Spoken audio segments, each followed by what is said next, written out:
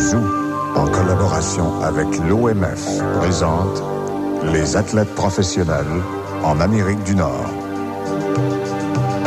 Parmi les fléaux modernes de la société, on compte la violence, la famine, la maladie, les voleurs, les conservateurs, les guerres et combien d'autres.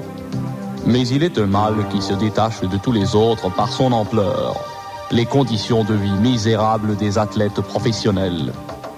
Le baseball existe depuis 1839 et son histoire a toujours été marquée d'injustice. Le légendaire Babe Ruth, qui fut un dieu du stade à son époque, n'a pourtant jamais eu de télécouleur. Aujourd'hui, le sort des athlètes professionnels est encore plus pitoyable. Écoutons le témoignage de Tim Raines. À $1 million par année, qu'est-ce que tu veux qu'un gars fasse?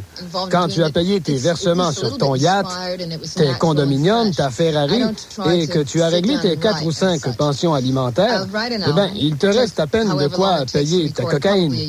Un tableau vous aidera à comprendre la situation véritable des athlètes professionnels. Prenons le cas d'un joueur de football X qui gagne $1 million par année.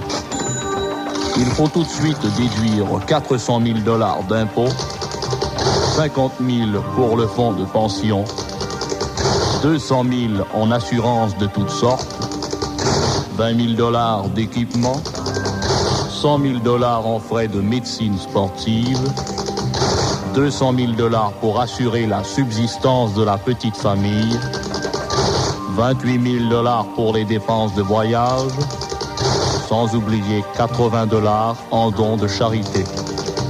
Reste donc 1 920 pour l'année, soit 160 par mois, ce qui équivaut au revenu d'un assisté social au Québec. À n'en plus douter, nos athlètes professionnels ont besoin d'aide.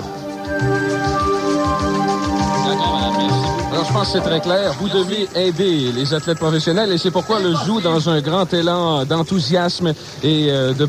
Je pense on sent le cœur. Oui. Je viens de recevoir un don du président du Carnaval de Québec, 87. Oui. Une caisse de bonhomme à $2 du bonhomme, 200 bonhommes, ça fait 400 en fait. Alors, ben, c'est très gentil. Gilles, 840 000 Incroyable ici. On a un monsieur, 840 000 Un don de 840 000 ça doit être quelqu'un qui, bien sûr, prend sa... Je sais pas, est-ce que c'est quelqu'un qui prend sa retraite? Oui, on peut penser à un retraité, mais non, ce don de 840 000 il s'agit plutôt c'est un ministre conservateur. Ah ben merci beaucoup. 840 000 Les employés des entreprises Loma de Beauport, 75 cents.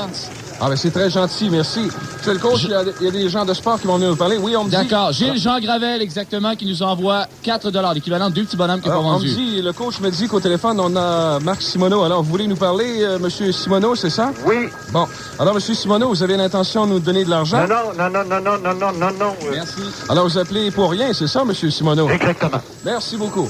Alors, Gilles, si chaque personne de la région de Québec donnait ne serait-ce que 1 000 chacun, il y a beaucoup d'athlètes professionnels qui pourraient survivre. Et ça, les gens à la maison, pensez-y, d'accord? Merci beaucoup. Alors, vous êtes très généreux. Appelez-nous à 687-ZOO. On veut venir en aide aux athlètes professionnels qui ne gagnent que 1,7 million ou 2 millions par année. Il faut les aider à négocier. 25$ d'une vieille bonne femme, c'est incroyable.